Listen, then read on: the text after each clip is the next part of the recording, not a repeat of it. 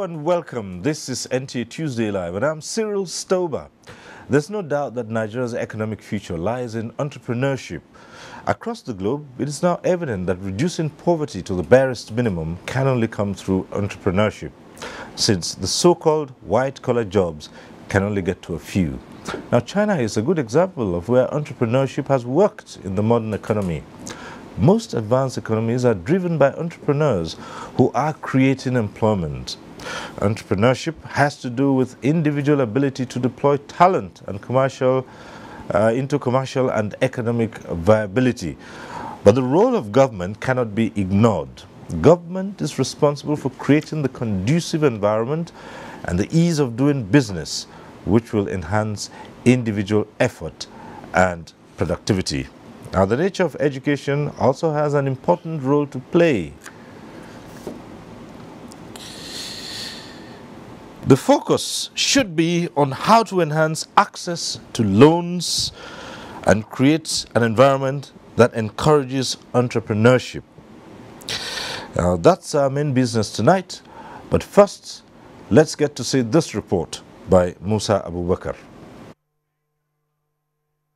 Nigeria is materially endowed and her economy is said to have grown considerably over the years, but that is yet to translate into improved general well-being of the citizens. Research findings shows that more than 50% of Nigeria's population is below the poverty line.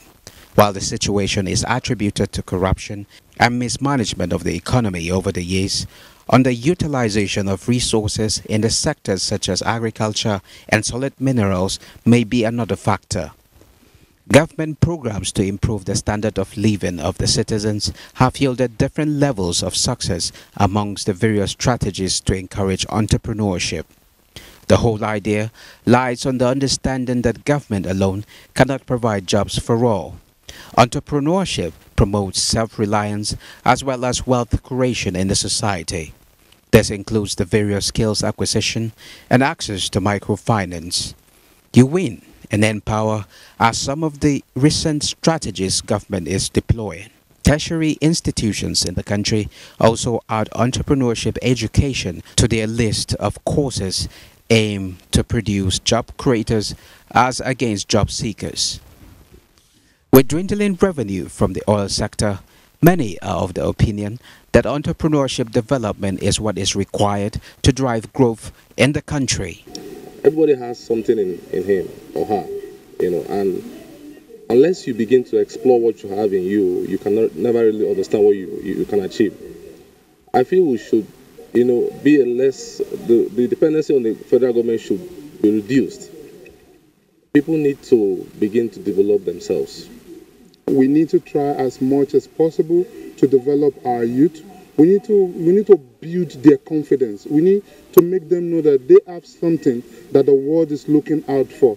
President Muhammadu Buhari has since inception, including the 2018 budget, made provisions where young men and women can seize public opportunity to get soft loans that will pave the way for entrepreneurship to take major lead in job creation in the country.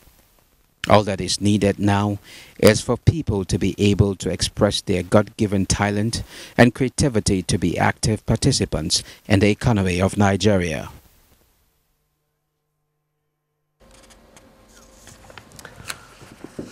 And that report sets the tone for tonight's discussion. Let me introduce our guests to you on this program. We'd like to welcome to this program Dr. Nasir Ladan Mohammed Argungu, who is Director General, National Directorate of Employment, NDE. Thanks for being here tonight. Thank you very much. We're also joined by Dr. Dikko Umaru Radda, who is Director General, Chief Executive Officer of the Small and Medium Enterprises Development Agency of Nigeria, SMEDAN. Thanks for being here. Thank you very much. And let's also welcome Francis Daniel Ukumagwa, who's MD CEO, iSkill Knowledge Management. He's a president of FMG, which is a free mentorship grooming forum. Thanks for joining us. Thank you for having me. Well, every Tuesday we acquaint you with the process of this program. At the appropriate time, you can get to join in the discussion in the studio.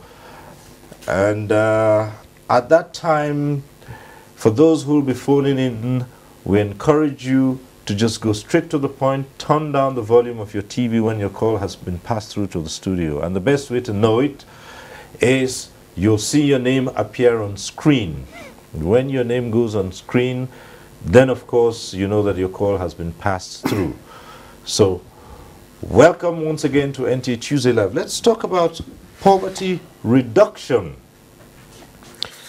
and creating employment. Let's begin with you, the Director General of the National Directorate of Employment. What are the statistics showing at this point in time, talking about the level of unemployment?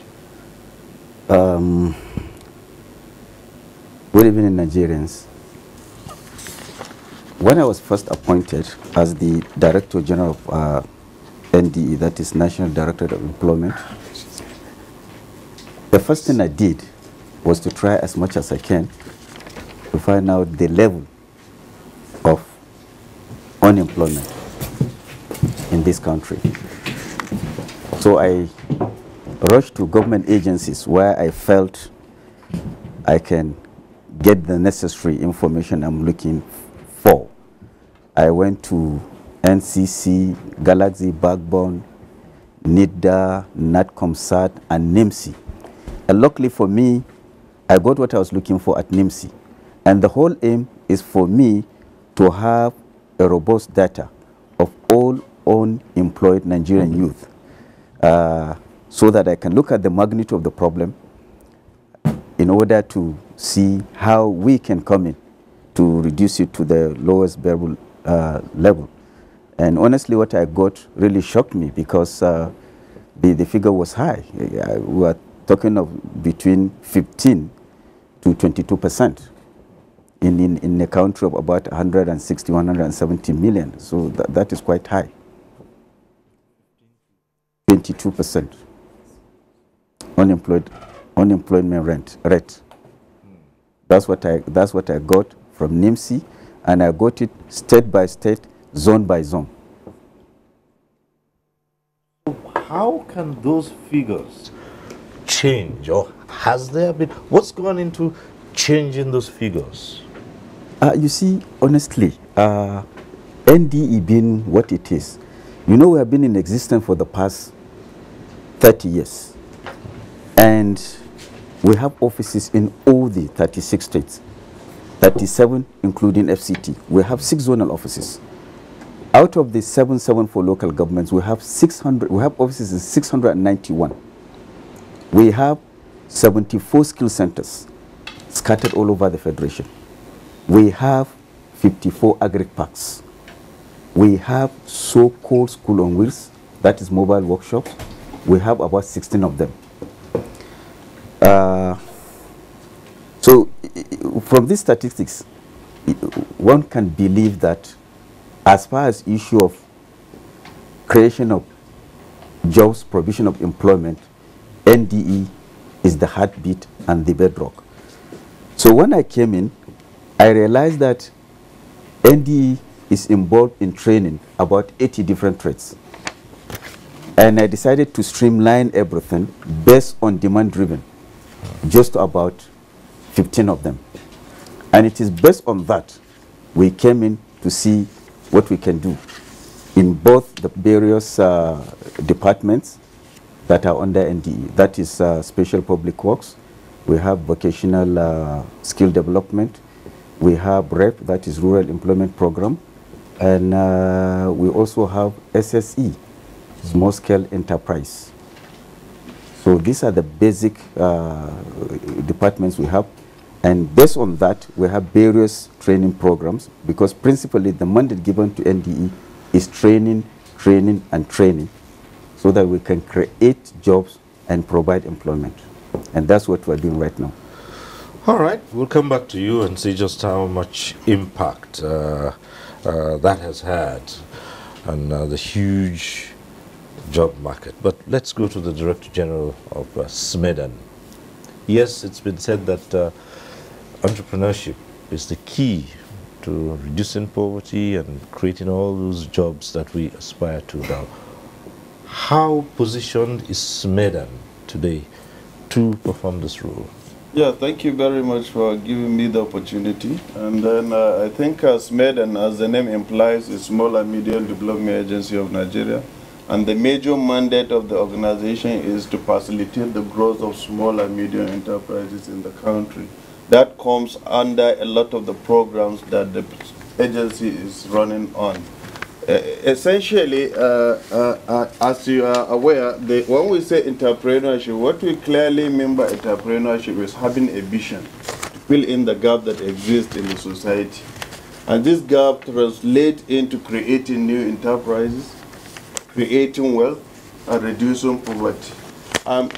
You know, to our programs are targeted towards creating wealth, creating employment, and also establishing viable and innovative enterprises. We have a number of programs that we run in the agency that help in reducing poverty and help to create entrepreneurial skills in the minds of the students, in the minds of the young men and women. We have a program that we call Young Entrepreneurship Program that is targeted at the people who are start-off, people that just want to start a new business, that will provide a workspace for them, we provide the necessary capacity building to enable them run their businesses in a better and a much more prosperous way of economic prosperity. But before we go to that, I think there are a number of issues that need to be addressed because critically, and when we look at it in a better and more, the major thing, if you go to any enterprise, any entrepreneur that you met on the street, he will tell you a number of challenges. And this number of challenges run from finance, run from workspace, lack of access to workspace, infrastructure, that is electricity, water, and the number of things. So these are the main challenges that are confronting entrepreneurs in the country. And for you to develop any economy in any country, you must, because failure of small and medium enterprises is the failure of the economy of any country. So, and if you look at the statistics in Nigeria, you find out that micro, small and medium enterprises employed about 84.something% of Nigerians. Most of Nigerians are again employed through entrepreneurship. And when you look at it, the major challenge towards that is that we have a statistic as of 2013 of 37 million MSMEs in the country. But unfortunately, out of the 37 million MSMEs, about 99% of them are macro businesses. And when we talk of macro businesses, these are businesses that we define macro businesses in two categories. That is asset-based or labor force, labor aspect. In terms of asset, a person who has a capital base of 1 naira to less than 10 million naira is what we categorize as macro business. And a person who employs only one person to less than 10 people are the people that we categorize. A majority of the small businesses we have in Nigeria fall under this category. And if you look at this category critically, about 95% of that category, they are informal. They don't have the basic things that it requires for somebody to go into business and to make that business a very, very, very viable business. In terms of capacity, in terms of registration of that business, most of them, if you find out, 95% of them lack even a bank account. Right. These are people that are just operating business to feed themselves. So we call them an opportunity entrepreneurs because they are just doing it to enable them feed themselves and to enable them take care. But we are not looking at much needed aspect of the innovation that can create a lot of jobs and a lot of wealth to the citizenry of this country. Okay, so while we might say there are millions of small businesses, they are not positioned in any way to impact on the economy because they lack those things you've listed out. But okay, so Okumagwa, you're the wealth creation advisor. So Here we are with millions of small enterprises, but they are not properly positioned. And here we are with a huge army of unemployed youth particularly. How do we put this together? Money flows in the streets of Nigeria. Nigerians are not picking it. Nigerians are born with the instinct to succeed. Take a Nigerian to China where he doesn't understand the language and the weather condition is harsh. They survive. How do they survive? We have fundamental issues that needs to be addressed that have impediments to making these young people actually express themselves. Government has done a lot. But what government is doing, if you look at the level and the impact of the intervention, is so minimal when you look at the quantum of people that we need to empower. What we need to do in Nigeria is reorientation of our people. One, we have leaders. There are a lot of leaders. When we were young, we had role models that we're looking out for, that we want to copy. We got to a stage where our role models are people who don't do anything but make money. So a lot of the young people dropped their creativity and started looking out for how they can make money doing nothing. The fundamental issues, which are the impediments for creating entrepreneurs, are not being addressed. We always intervene at the tertiary levels, the educated people, the people who are already doing something. But there's a large crop of people who don't even start at all. People who have the fears of what they have. For example, I give you some example. There are a lot of uneducated people who feel that to be an entrepreneur, you need to be educated. There are a lot of people who, if well reorientated, they will know that they don't need, education is important, but if education is significant to creating wealth, professors of economics should be very rich because they teach the law of demand and supply and everything. But that's not the case. So we have a lot of people who have impediments to even trying at all. Education, not having money, a lot of them actually have ideas, but they think of where will I get the money to start this business? And because of that, they defeat themselves and they don't even try at all. Okay. There are also some people who believe that you need to have a godfather and be connected to be able to get business. If connection and getting connected and getting a godfather is what is a prerequisite for success, the immediate past president will not be president because it was not known in the north, the east, or the west before he became deputy governor. When he became president of this country, if it's by connection and contact, he never will have become president. If manpower, how hard you work, is what creates wealth. The people who carry things that push trucks in the market, they'll make more money because they have more energy and they spend more time. Employment. If having employment is a prerequisite for success, then we are done for. But all these things are excuses that actually inhibit the expression of interest. If proper reorientation is done, a lot of these people will express themselves well. You don't need 1 naira to start a business. Primary business, not at the tertiary level. Our people are oriented in such a way that they are looking for the 1 million, 2 million naira to start a business, where they will rent a shop, they will buy wares in the shop, they will employ people that will work in the shop, they will get generators. When you look at the money that you need to actually raise to start that type of business, you will not even start at all. That is where we have our problem. Okay. The second one is our education system.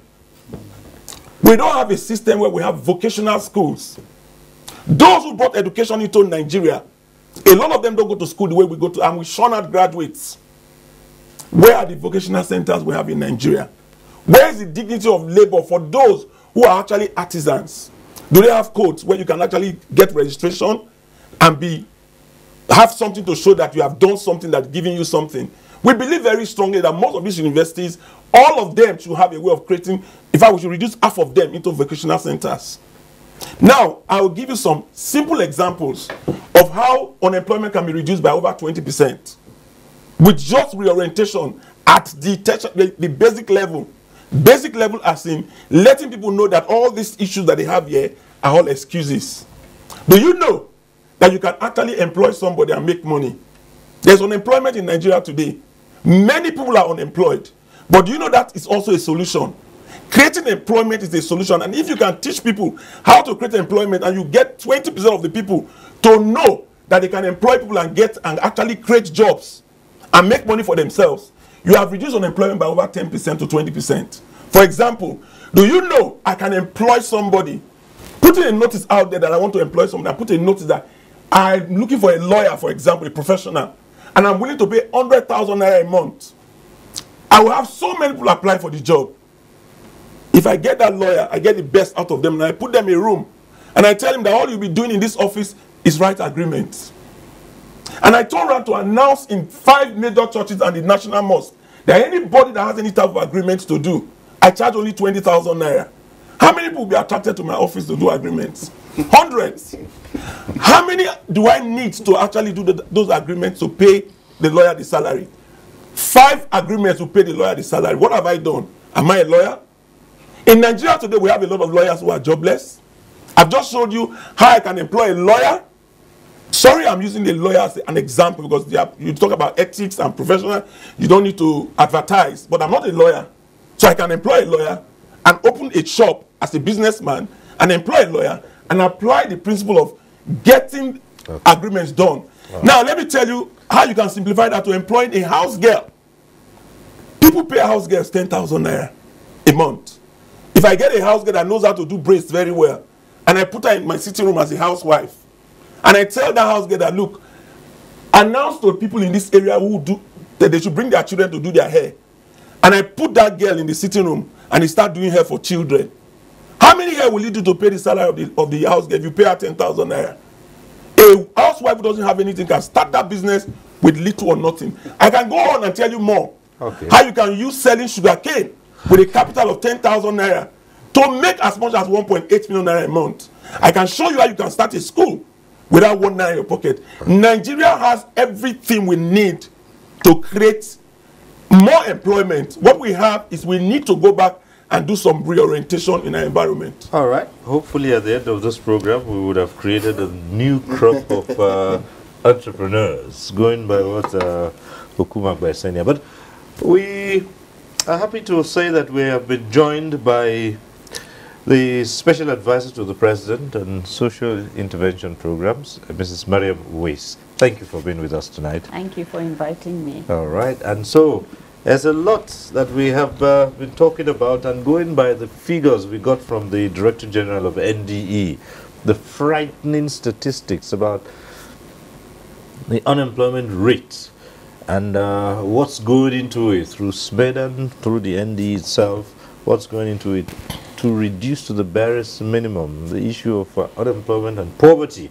And we know that at the inception of this program, the President said that was a major focus. Now, how far have we gone with that? Well, in our own programs, we have the Empower program, which targets 500,000. We've selected 200,000, and they're already working in the schools, they're teaching, they're working in health sector, they're working as agricultural extension workers. The verification for the next 300,000, they will be broken into 2 phases, has already begun. So all over the country now, those that have been selected are going through a verification process at the state level so that they can get deployed to the places where they indicated they have an interest working. That's at the graduate level. At the artisan, the non-graduate level, we created or we've developed some programs for artisans, the N-Build, and we've been talking with the Council of Registered Builders, the Corbon and the Automotive Council, also NADDC. We've signed MOUs with them. We've procured 2 boxes of over about 106 billion. Now they're actually in warehouses, in 6 warehouses around the country. We've selected them. They're going through a verification process also. And they will be working in industry related, we're working with the councils because the plan is for them to be paid 10,000 naira every month. For 3 months, they will be trained. We did an audit of skill training centers. We did an audit in 22 states first, so we've selected 160 And we're doing 15 now. So there'll be another 15 states now. So there'll be another 100 skill centers that we'll be working in. So these younger or less qualified in terms of degrees will be trained in those centers, and then through the councils they will have internships for 9 months. So it's a year's program of being paid. And we've also invested a lot in the modules.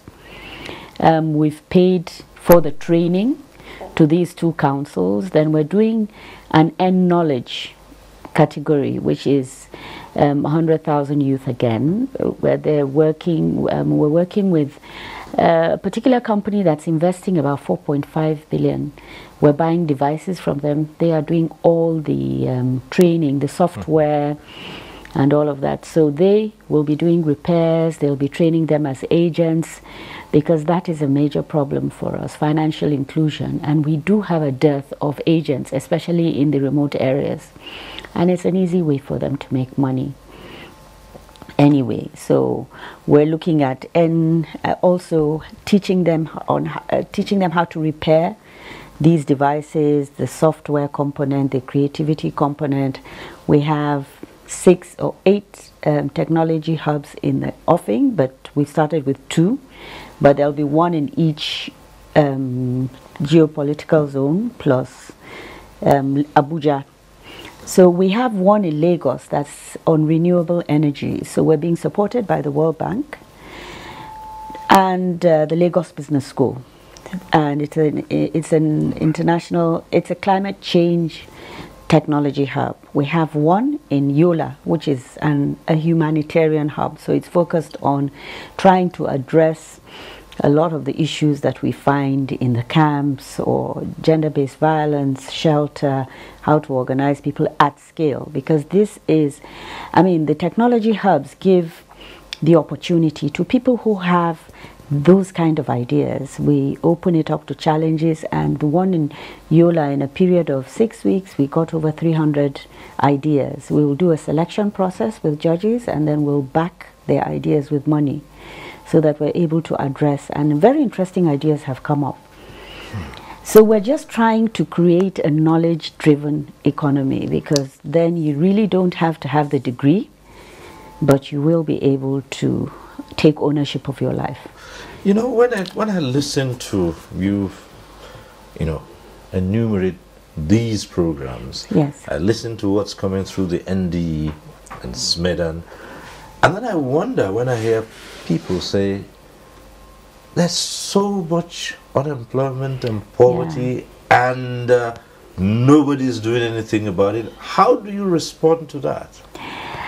Well, it's partly our fault. I think we haven't given enough publicity about what we're doing. That's what I think. I mean, I've come across so many people who just come up to you and say, I'm an Empower person, and even though I'm in the teaching profession, I actually have a farm, and I'm employing 6 people who are working with me. There's so many good stories out there that are developing, and even with our programs that pay less, like the grants for our cash transfers, you find women doing charcoal business. They're actually employing people, even with the 10,000 in 2 months.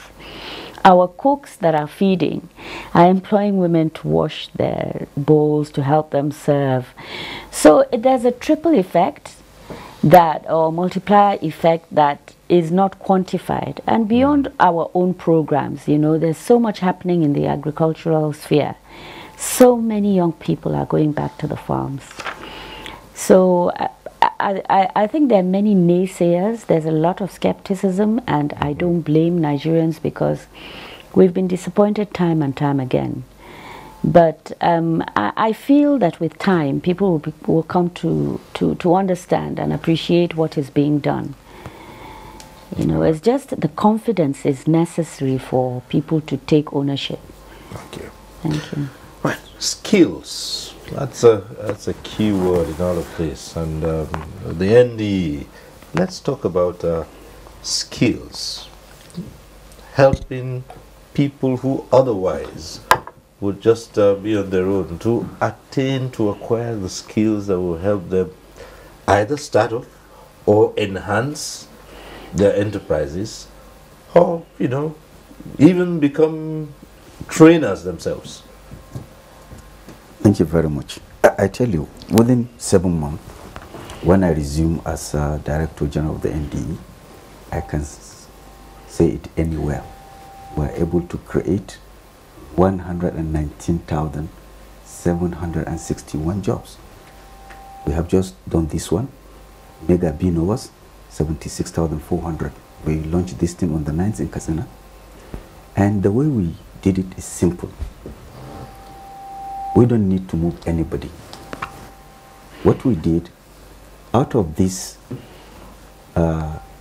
Mega Binos, that is Basic National Open Apprentice Scheme, 70% we gave it to cosmetology, principally women, because we believe they are more vulnerable. Okay. The remaining 30% we gave it to other trades. When I'm talking of cosmetology, this is where women are being trained on tie and dye, shoe making, bags making, liquid soap, solid soap, and other trades. While the young men are being trained on other trades based on demand-driven, on how to repair GSM repair, auto mechanic, brick blocks making, interlock, POP, furniture, and the rest of them. And the way we do it is simple. We don't have to move anybody. Within your local government, if, for example, you said you want to learn a trade on furniture making, we'll look at a master crafter within the local government. After we give you BBT, basic business training, we attach you to him. We have our logbook, we have our attendance register, we have our ID cards. At the end of every month, we pay the trainer stipends, and at the same time, we pay the trainee stipends. We don't need to move anybody within your own locality, within your own house, within your own area. That is for Binos. If you look at other training that we are doing, like under Special Public Works, we went to the extent of even picking some of these skilled, unskilled, and semi-skilled laborers that you see along the road with their tools. We went round, we talked to some multinational companies, because there are a lot of construction going on in Abuja. We were able to get across and got job for some of them as casual. And I think there are some that were even now being considered as permanent. Apart from that, we believe area of agriculture is one area where we can create a lot of jobs. Okay. We'll get into agriculture in a moment, but the lines are open and we have a first caller from Katsina. Ismaila calling from Katsina. Hello. Good evening, sir. Good evening. Sir, first of all, I would like to appreciate the effort of the NDE board pertaining the program and also the awareness, even their social media handles like Facebook. And also the issue of N-Power. As she said, it's like they are lacking the issue of awareness. Honestly, especially the northern states, you know, we lack media houses. Yes. So honestly, there is need for them to even use the local chieftains like Megari, Hakimi, and other village heads, and also the Meungwa as the area, local government area was head, for them to sensitize the youth there in our northern states. Yes, for instance, Katsina. Most of the youth, they have zeal and interest to join such programs. But we don't have media houses, honestly, for them to sensitize or announce such programs. Yes. And also the issue of Sweden. There is need for them to create a kind of room for those who are, especially the startups, yes, to get a direct link with the agency for the startup to be laying their complaints or their innovative ideas. Yes. Thank you so much. All right.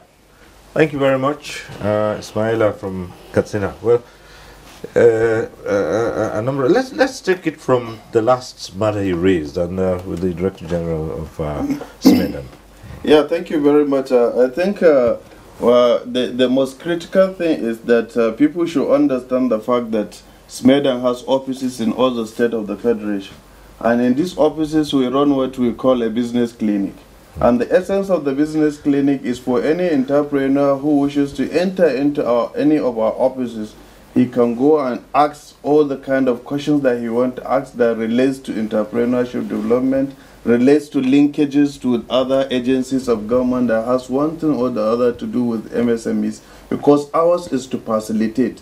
We can make linkages, we can facilitate, facilitate access to finance, we can facilitate access to other agencies of government that, that can help in compliance, as regards to compliance or other regulatory, like NAFDAC, like Standard Organization of Nigeria, like BOI, like all these agencies of government stand a better position to link them up with all these agencies and to facilitate all what they needed from those agencies.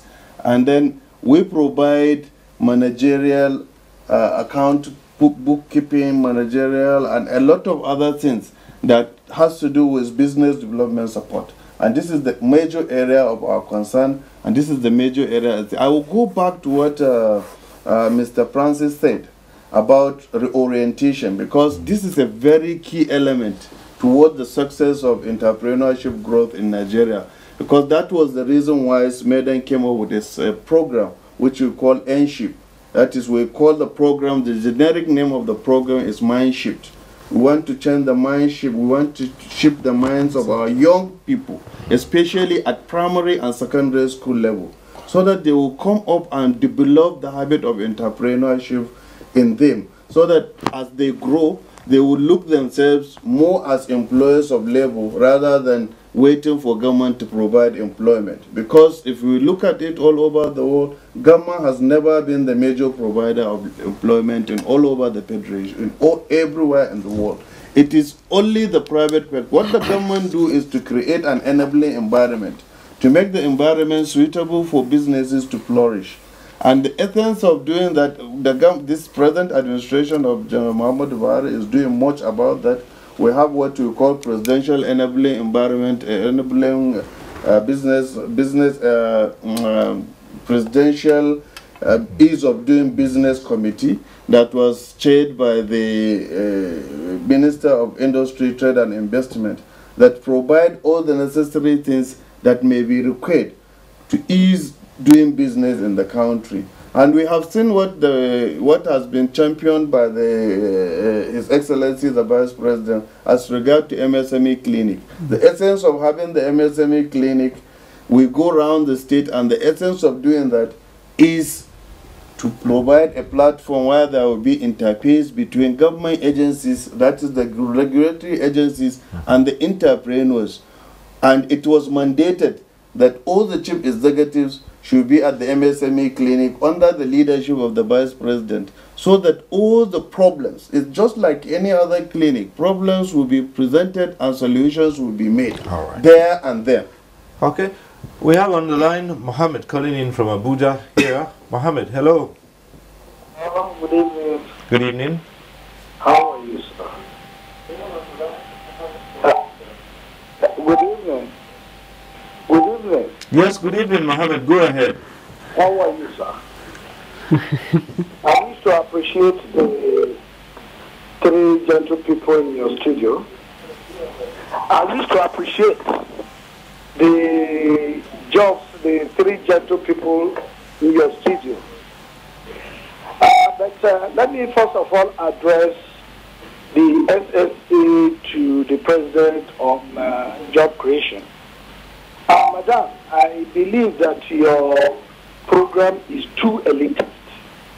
when you have to compare your Empower program with Shopee, because I'm saying this because the Empower is not well advertised. There are a lot of unemployment youths that are looking for the office of the Empower. They cannot reach Empower. In short, just last yesterday, I was discussing with some youths, and they are still complaining that they cannot get the website of Empower to register their desire. So I believe the Empower is too elitist. I'm sorry to say. And that of NDE, DG. Sir, I wish to disagree with you. Training is never job creation. A training, if an unemployed person is on training, training is a means to an end. It's not an end to itself. It is when a person is trained and he is settled, he is given all what it requires to carry on. In short, he's been given an entrepreneurship training and he has settled to organize himself and to put into land what he has acquired. That is when that person is employed. But when we just locally say we are training 190,000, sir, I believe we are not, those guys are not employed yet. Because it's a process. So that is what I want to say, sir. All right. Yes. Thank you very much, Mohammed. Clear issues. First, he thinks the NPAR scheme is elitist. So, I don't know. I mean, I wish he had clarified. We pay our youth directly, so each and every one of our beneficiaries needs to have an account because we want to be able to track the money and audit. I don't think there can be any comparison between what happened under Shopee with what is happening now in terms of transparency, in terms of the impact. We've got devices given to them. This is at a level that is graduate, HND and above. So I don't know if they are elitist, fine, you know, but we also have an eye on those that are not as educated.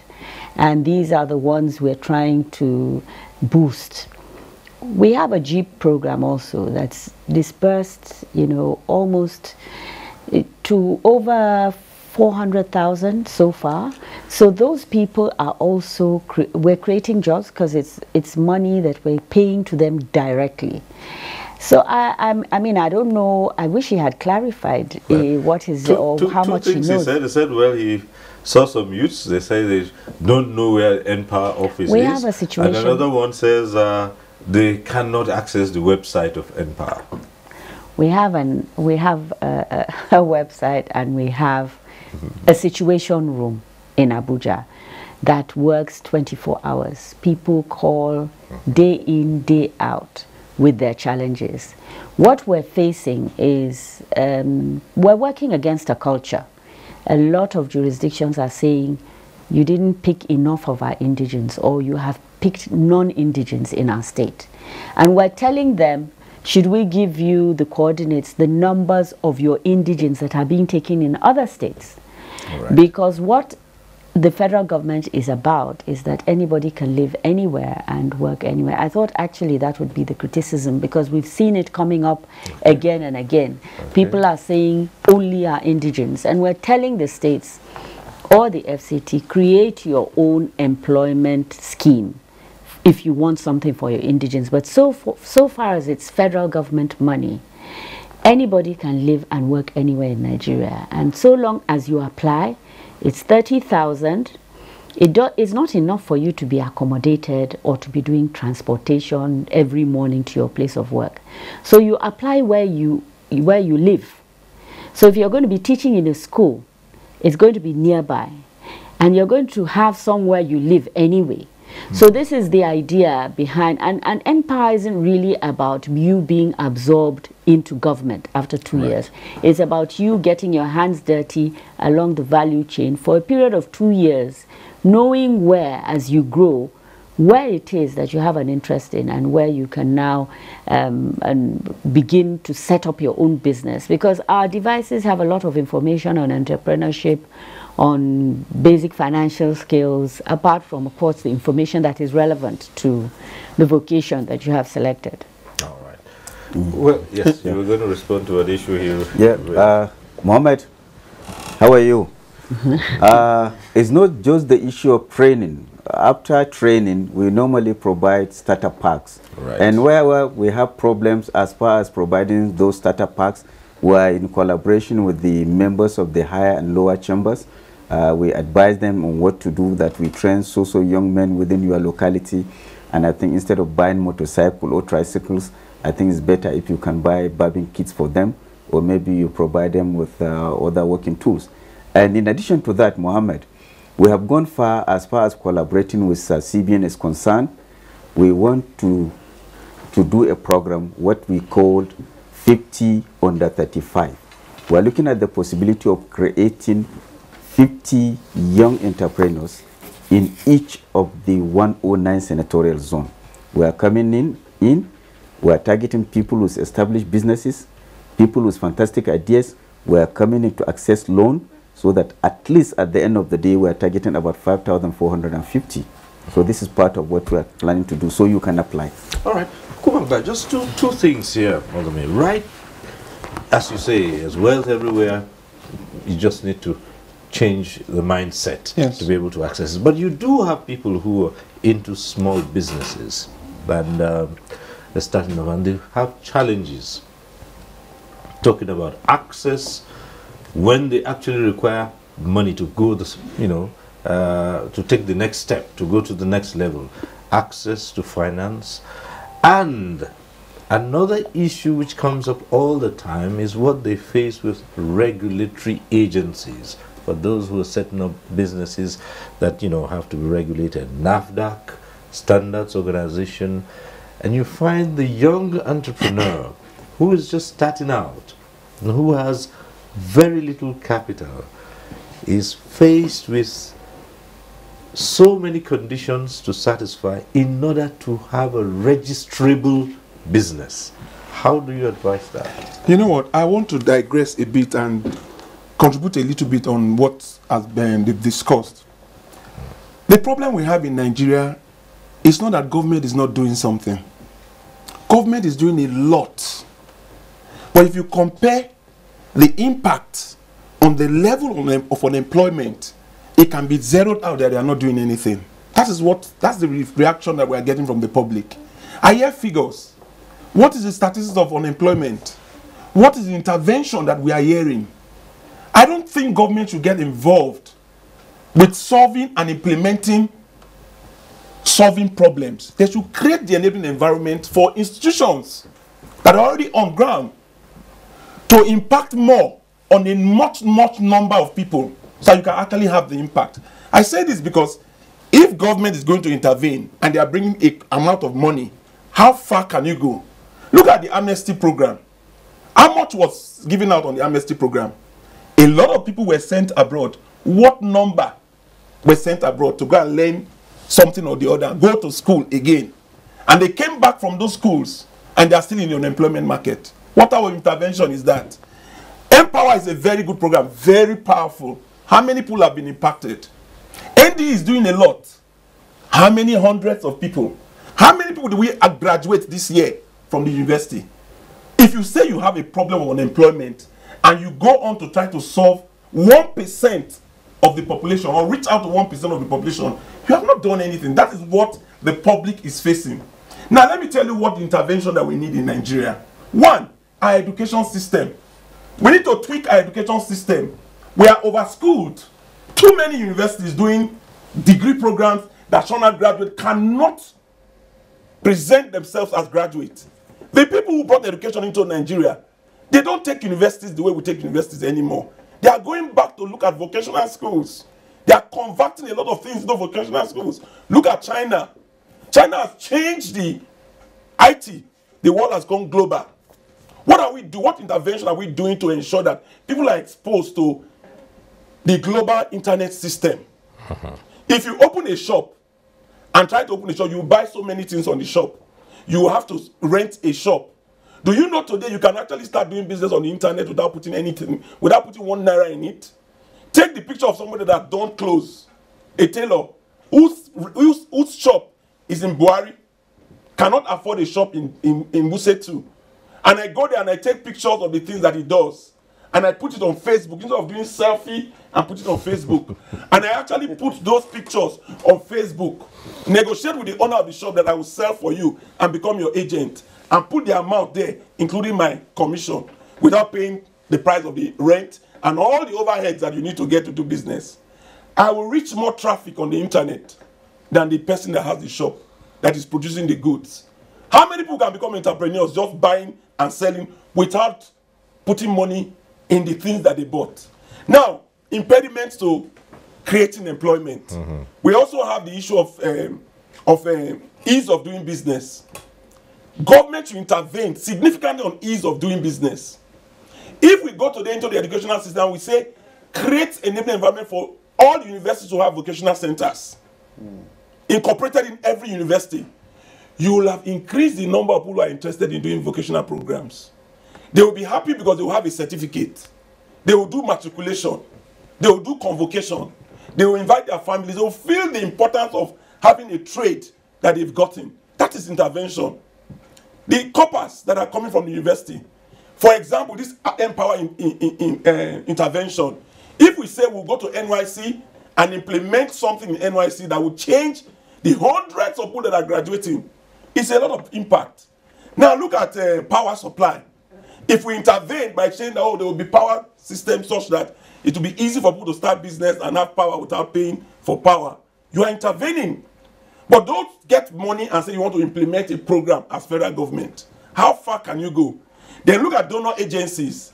Today, the ease of getting donor agencies will bring a lot of funds into Nigeria and repatriate those money without utilizing the money.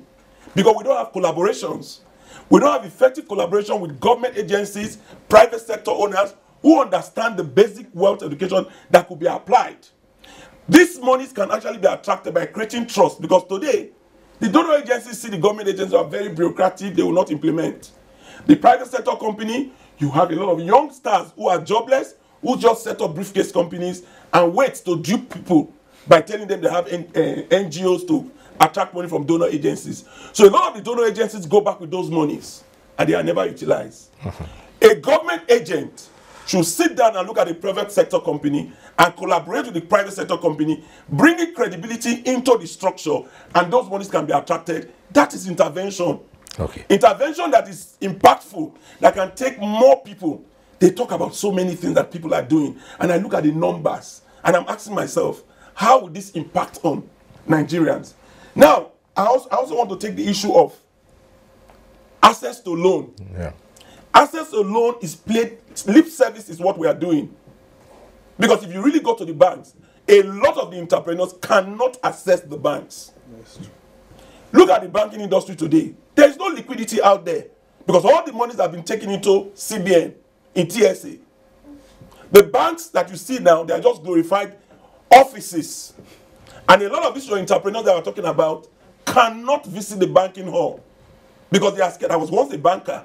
I know the number of people that see the banking hall and they are scared of approaching the bank. Talk less of going to actually discuss business. If you're in a civilized environment, you have a certificate, you can borrow money to start a business. But I'm telling you that the more impactful intervention that we can do to entrepreneurship is to go back to the basics. All right. And teach basic wealth education and make it holistic and make it far-reaching and reach out to more people that we're actually meeting now. Okay, so two things you raised about the access to finances. Yes, you've just said it. The banks are not going to give out loans that easily. It's difficult. Now you have to find a way around that. Secondly, again, the issue of the regulatory bodies. For the budding entrepreneur, the conditions seem too stringent. Let me just give you a practical example. I have a number of people who say they decided to go into packaging of gari, and you find that it's all over the place now. We have all kinds of small businesses, they are packaging gari and selling. But they have an issue, their premises need to be registered for them to do that. And they say the conditions that are put forward by the regulatory agencies are conditions they cannot meet. They cannot meet with the amount of money available to them. And so they just remain basically a conduit for the established companies to push their products out into the market. What do you say about You that? see, we always talk at the advanced level. What you are talking about is advanced. The entrepreneurs we are talking about are people that want to start today. They cannot access, they have not reached that level yet. These are people who want to, if they want to sell gari, they will package gari first in their locality and sell to people. Do they have the capacity to do the type of quantity of gari that they will require the regulatory authorities to stamp? They don't have the money to even go to the where they will do the processing and packaging and putting the packages together. The entrepreneurs we are addressing are those who are just starting. Somebody wants to start business with nothing. His market is around his environment. He does not need to do any form of packaging. You don't go to the market and tell people that are selling gari in the market to come and bring NAFDAC number. That's not where it is. Those who they are asking NAFDAC number are people that have matured, who should have the NAFDAC number because they have gone wholesale. So the NAFDAC number is not an excuse. The real excuse is the fact that they defeat themselves from the start. That this business, they don't have the money to start.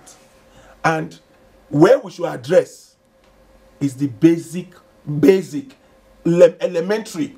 That's where we have the biggest problem. People who don't start at all. We need to reorientate their minds. Do you know that you can sell sugarcane and make 1.8 million naira a month without touching the sugarcane as a graduate? Sugarcane is still packaged the way our forefathers packaged sugarcane. Who did not go to school? We still sell sugarcane in Nigeria on wheelbarrows. Not hygienic, not presentable. Who checks the NAFDAC number from those people that are carrying the sugarcane? Has it been corrected? Who is stopping them? Can I tell you I can repackage sugarcane and sell sugarcane and make 1.8 million naira a month with a capital of 10,000 naira to 20,000 naira? Get the person that is getting there to get it from the farm. Tell them to clean the sugarcane very well and cut it into bits and put it in a transparent plastic bowl and seal it. You have packaged. You can sell in your immediate environment. You don't have to go too far. Employ 6 graduates because they like working. Call them marketers. Promise to pay them 50,000 naira a month so you can get enough people to sell the number you need to make the 1 million naira. You will package the sugarcane, employ 6 graduates, put 2 of them in charge of supermarkets, 2 of them in charge of the secretariat, for example, 1 in charge of University of Abuja and 1 in Wuse Market. They will sell the sugarcane at 200 naira each. 500 packs of those sugarcane will give them 100,000 naira a day. The capital is 10,000 naira. They will make 90,000 naira a day selling sugarcane with a capital of 10,000 naira. Check out Saturday and Sunday. There are 20 days in a month. If you multiply that 90,000 naira by the 20,000 naira, it will give you 1.8 million naira. By the 200 naira, it will give you 1.8 million naira. The salary of the 6 graduates at 50,000 naira is 300,000. That's 1.5 million naira a month selling sugarcane with a capital of 10,000 naira. I will tell you more. Money flows in the streets of Nigeria. Right. What we need to do in Nigeria is to intervene by training people in universities, in secondary schools, in primary schools, by putting it in their curriculum. That is intervention. To show them how they can start business and how they can actually understand basic wealth education. I like the sugarcane example because it will take us back to the issue of reorientation and the change of the mindset. That's what we'll be looking at when we return after this short break. I say this because you will find still among so many people those who will tell you, oh, it's good to talk about selling sugarcane, but me, with a bachelor's in you don't need to touch that. why should I sell sugarcane? Anyhow, stay with us. We'll take a short break. We'll be back after this time out. Nigerians, Our fearless officers and men of the Nigerian military are winning the war against Boko Haram. Today, all occupied territories have been recovered and Boko Haram has been degraded. Our affected brothers and sisters are getting their lives back. However, they are now after you and me. In our mosques, churches, schools, motor parks, markets, entertainment centers, and public gatherings. Be vigilant. Be security conscious. Report suspicious persons, objects, and movements to the police and other security agencies. The security of our nation is a duty for you and me. Nigeria, unite against terrorism. This message is brought to you by the Federal Ministry of Information and Culture. The struggle for independence had been a long and tough one. Our founding fathers and compatriots sacrificed their comfort and even shed their blood. We cannot at this point in history afford to spirit away their sacrifices for immediate but temporary gains of today. Let us emphasize what unites and not what divides us. Working for the unity of purpose with a stronger vision for a better tomorrow. NTA, growing with the nation. Nigeria, the only country we can train with remarkable potentials to excel. Let us believe in ourselves and change our attitude for the sake of our country and generations unborn. Let us revive our cultural values, which are our essence as a nation. Let us renew the spirit of patriotism and hope in our dear country. Do not take or give bribe. Be punctual always. No more African time. We can't expect to be global citizens and operate on African time. Join the queue. Insist that people are attended to on a first-come basis, no matter who they are or where they come from. Nigeria, good people, great nation. Make you report any crooked person, object or wakajube movement to police and security agent demo. The security of our nation now work for all of us, plus including me and you. Nigeria, make we unite against terrorism. Now, Federal Ministry of Information and Culture bring on this message.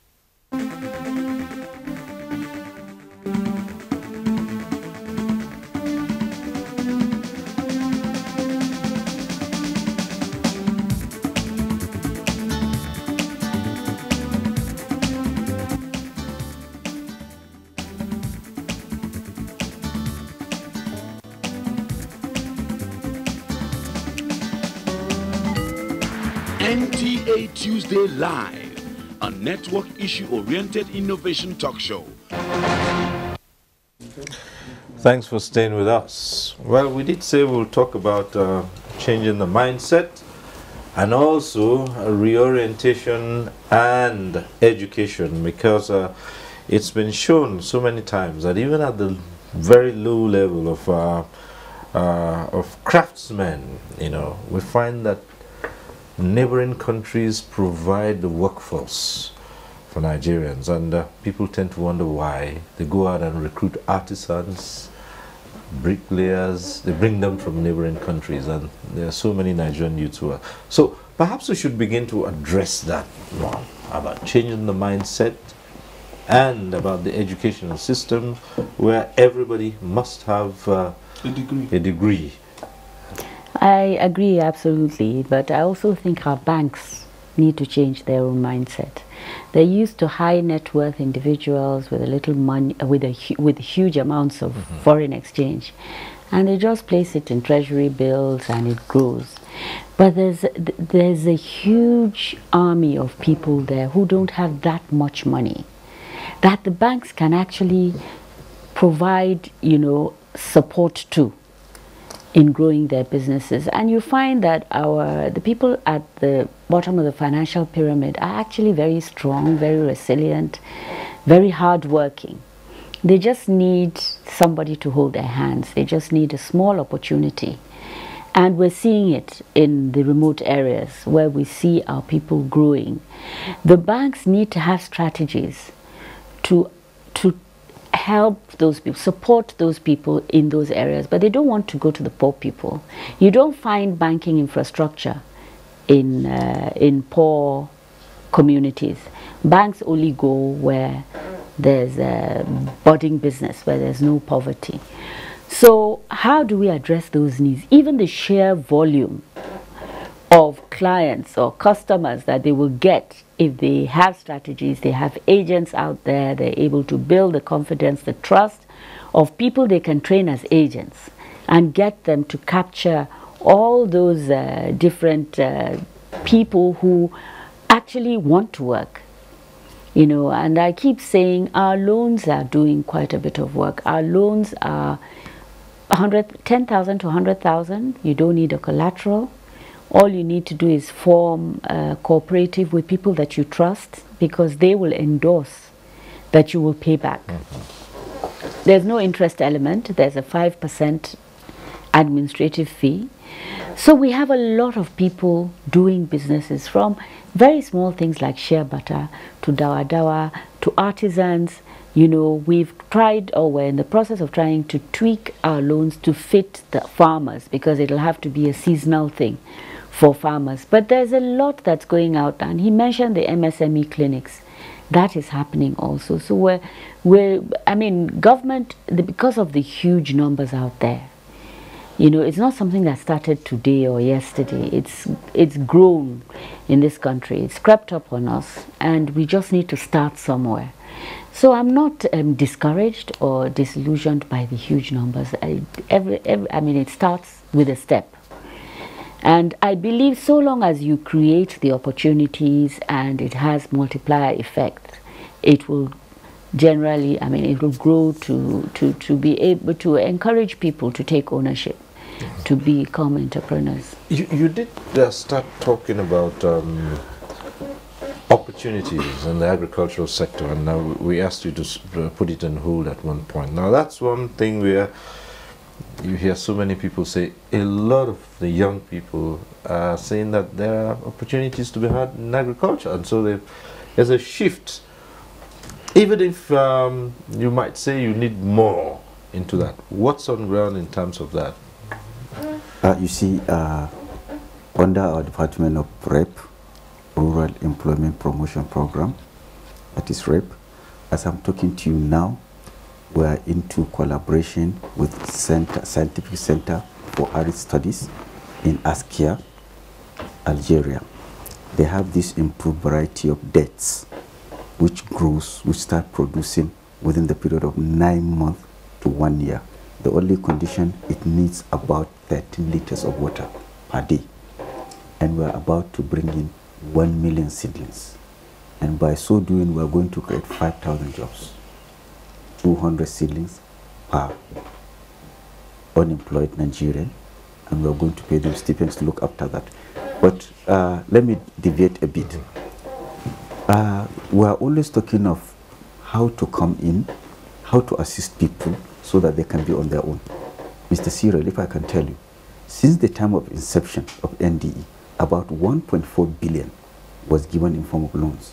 But as I'm talking to you now, only about 239 million was recovered. And fortunately, I'm not being biased when I said the training out of the 76,400, 70% are women, because 80% of those that paid their loans are women.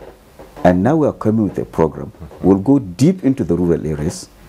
If your capital is just maybe 5,000, you are saying you are selling akamu, or you are selling soap, or you are selling groundnut oil, we are looking at the possibility of giving you at least 20,000 naira, whereby it's not a grant but it's a loan. You only pay about maybe 100 naira in a month. So the women are better in terms of redemption of loans. They are better.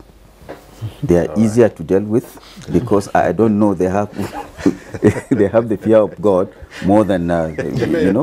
No, that's the truth. Yeah, that's the truth, because 80% of them, those that paid our loan, are women, and that's the reason why under this REP, Rural Employment Promotion, we are targeting them. Apart from they are vulnerable, we know there are people that definitely will pay our money. In any case, some might tell you that one of the challenges, well, we are always looking out for the challenges because like Okumagba says, people who want to get something going will look for, you know, those hurdles that will prevent them. With agriculture, they will tell you there are issues of access to land and all such matters. And how do you surmount those ones, basically? We realized that it cost about 164,000 naira to cultivate 1 hectare of land, more especially in the old states. I'm talking of maize.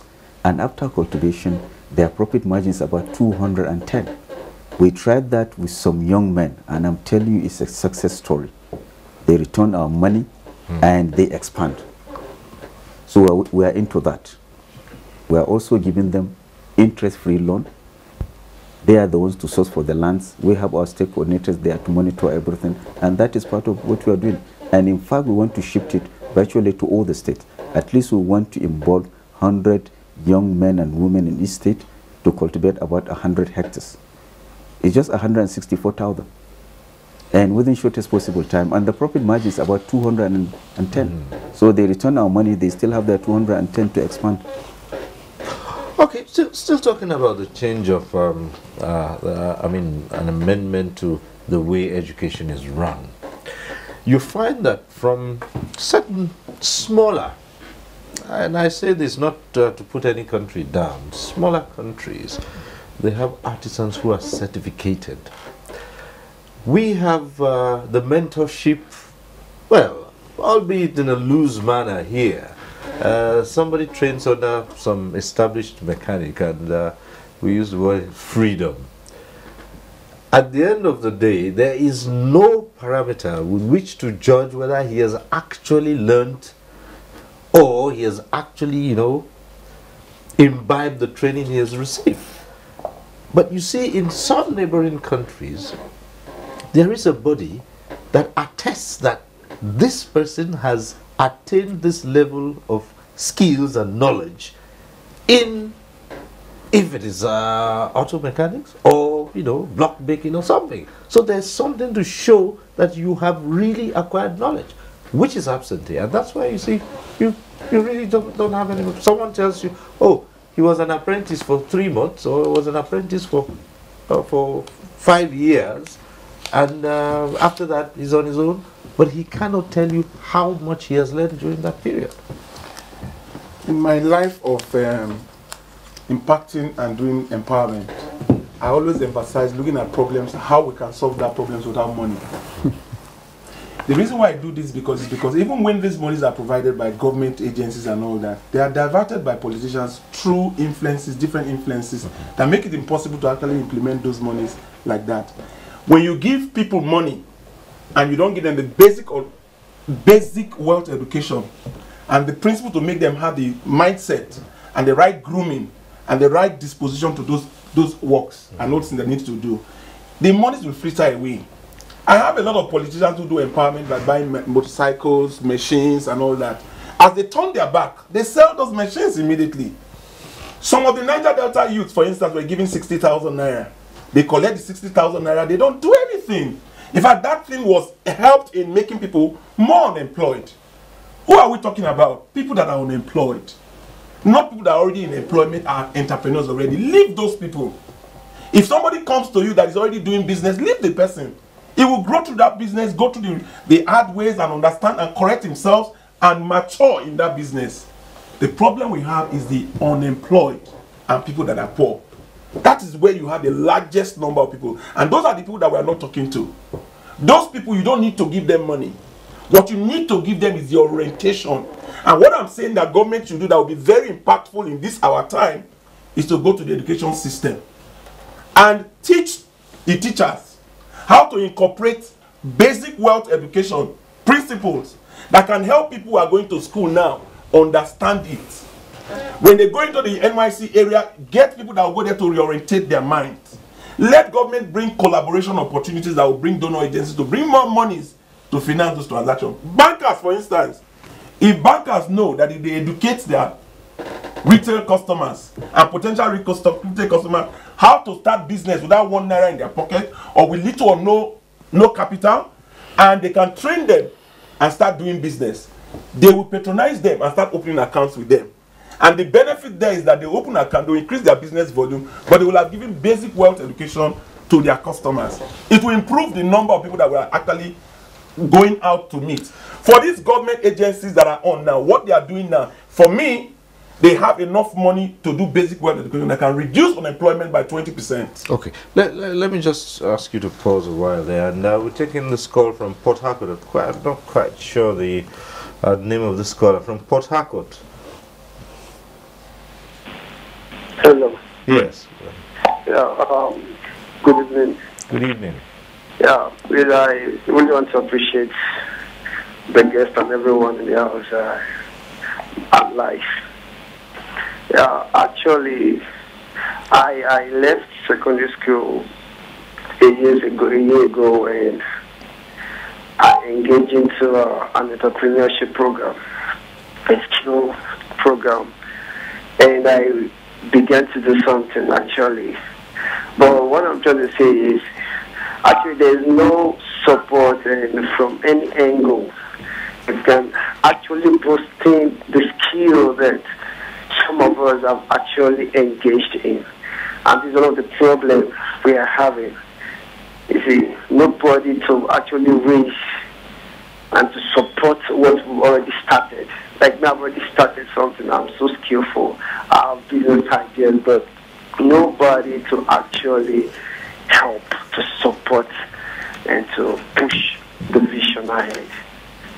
So, if I really get someone that can actually help me and do most of the things and carry most of the load from me, I would really appreciate it. Because most of the programs that they are talking, I myself am not witnessing it. I'm not seeing it within my area because I stay in Port Harcourt. I'm not seeing it. It's not here in Port Harcourt. So they should try to bring this close to us so that we can be part of the program that is going on. All right. Thank you very much. Thank you for calling in. Well, you have the... Yeah, but we have offices in Port Harcourt. As I said, he can always walk in to the NDA office in Port Harcourt. He can meet our state coordinator. Definitely, they will sit with him, discuss what kind of business he's doing, and they will definitely go and look at exactly what he's doing. If it's something viable, definitely we can come in and assist. Right. And I believe the same thing with Smith, and they also have offices. So if you can go to any of these two offices, I believe somewhere along the line, help me. Well, just to help the young man, we have a platform. I have an empowerment company, and we actually, the name FMG is Free Mentorship Grooming. You can actually hook up to us, and we'll give you free consultation on how you can start any business with little or nothing, and how you can also increase the volume of your business. And all you need to do is link up with us with FMG platform on our Twitter handle, and you can also get us on Facebook. And we are open to actually encouraging a lot of young people who have ideas, and the problem they have is the money to start the business. Okay. How did you I think essentially, I think that was the reason why we came up with a program that we call NADEP. This program is a program that is a tripartite agreement between SMEDEN, ITF, and Bank of Industry. SMEDEN is to provide entrepreneurship training and business development support. ITF is to provide technical and vocational skills, and then we now package those people to Bank of Industry to access funding. And that is this, because the essence of doing that is you can't just have funds when you don't have the basic capacity building that is required for you to move on your innovation, for you to move on your businesses, for your business to grow. And then he has raised an issue which is very important. He said we should have an enabling environment. Some people does not necessarily need money, but what they need is a workspace where they can sit and do their businesses. Some people are service providers, some people are producers, and some people need constant supply of land or power. So if we have these enterprise clusters in each state, then that will enable us to have a place where a business owner can have a workspace, can have 24 hours electricity supply, he has constant supply of water, he can do whatever, and it makes it easier for regulatory authorities and even the financial institutions to supervise them when they are in a cluster. It gives easy access, it gives easy, affordable environment for them to operate, and that is the reason why we came up with a program now which we call OLOP, One Local Government, One Product. And this OLOP, the essence of doing OLOP, because you know SMEDA is not a funding agency, but because of the need for funding by most of the entrepreneurs in the country, this program, we embedded financial aspect in it. Okay. Because we identify a common product in a local government who are who happens to be in an organic cluster. Then we now see what they do, form them into cooperative, provide them a working machinery so that they can scale up their production. And when you provide them working with a common machinery that they can escalate their production, we also give them a working capital, which is an interest-free. It's the money that we give them. We don't need them to give any additional cover. Our agency pays the microfinance institution the 5% administrative charges. But the essence of giving them that amount of money, we have given them the machinery, we have given them that, then we will link them with the market. Okay. And we also provide entrepreneurship training before they start anything. And this will ease up a lot of hardship in the area of provision of finance to most of these entrepreneurs. We have Amos calling in from Uyo. Hello, Amos. Yeah. Go ahead. Good evening. Good evening. I am part of your program this evening. I'm listening to you as I'm talking. So, yeah, good evening. Good evening. Good evening. Go ahead. I'm part of your program this moment. All right. I'm listening to you as you are talking now. Yeah. I really appreciate the program. Each time I listen to a program on entrepreneurship, I'm always interested. Yes. So I'm always interested. So I really listen to the discussant in suit. I really appreciate his knowledge. The doctor is doing well, but I want us to really listen to him. Though I disagree with him, at no point there is no business you can do. There is no way you can work without a dime. So I disagree with him on that point. But practically, he has really given a pathway to how to develop the youths of Nigeria. He has really given us what to do. So I want the authorities to really listen to him. Okay. I've talked to some youths in my locality. I've heard them say a lot of them have skills, a lot of them have trained and knowledge on certain issues. What they need is monitoring. What they need is a little financing, and with these ideas, these guys Nigerian can be turned around. Whatever the government is doing should not be driven by politicians. It should not be driven by government agencies. Government agencies, most times, sorry to say it, are politicized. They should look for middlemen, NGOs, organizations that they can monitor who will drive this thing to the grassroots, to the right people that really need this thing. Talk about banks loan, it's very difficult, if not completely out of place. The banks doesn't give loans. You can actually get loans from banks at the level we are talking, which is the level the man is talking about. The level we are talking about is not the level of people that have started businesses. It's not the level of people that have been established. It's the level of people that haven't started anything. All right. Good. Thank you, Amos. Okay. Yes, we've talked about it. We've captured those who haven't started. But yes, they get started. And they cannot remain stagnant. They still have to grow. So some of these issues we are raising are issues that those who start will eventually have to deal with as they grow their businesses and become bigger. There are categories of small enterprises that not so small, But as we say, they start somewhere, and as they grow, they will definitely face issues which we're raising here about how to improve on those businesses and even sustain them in the first place. All right? Again, we talked about regulatory agencies. Should there be a second look at some of the conditions for certain categories or certain, sizes of businesses? For regulation, you can't take out regulation. If you take out regulation, you will get rubbish.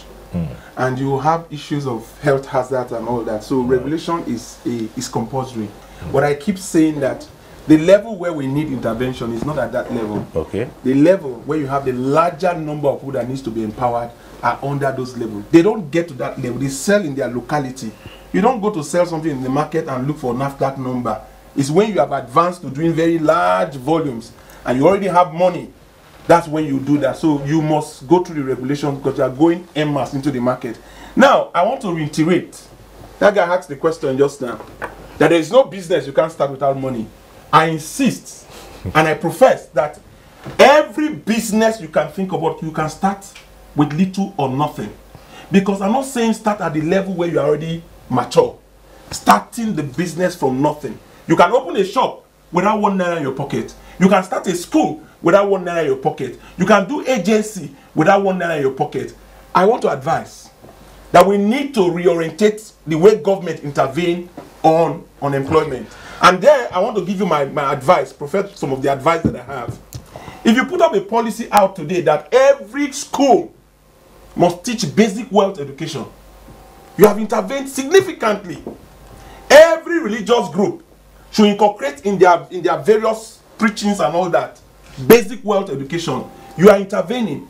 If you put in your system that our educational system must have vocational, if I turn half of the universities into vocational schools, you are intervening. If you also look at the issue of the power issue, if we can resolve the power issue to that, you have intervened. If you also look at the issue of security and identification is what makes it impossible for a lot of people to have loans and all that. Let us have an identification system. People have SIN number. If you have a SIN number, for instance, you can address and look at somebody and be able to locate the person. And if you blacklist that person, it's difficult for the person to do something else.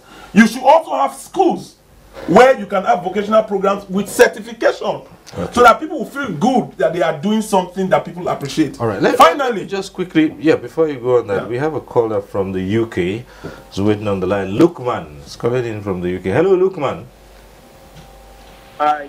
Thanks for picking up my call. Yes. I'll be quick. I have 3 contributions I want to make. The first one is the issue of the idea that government intervention is not really warranted.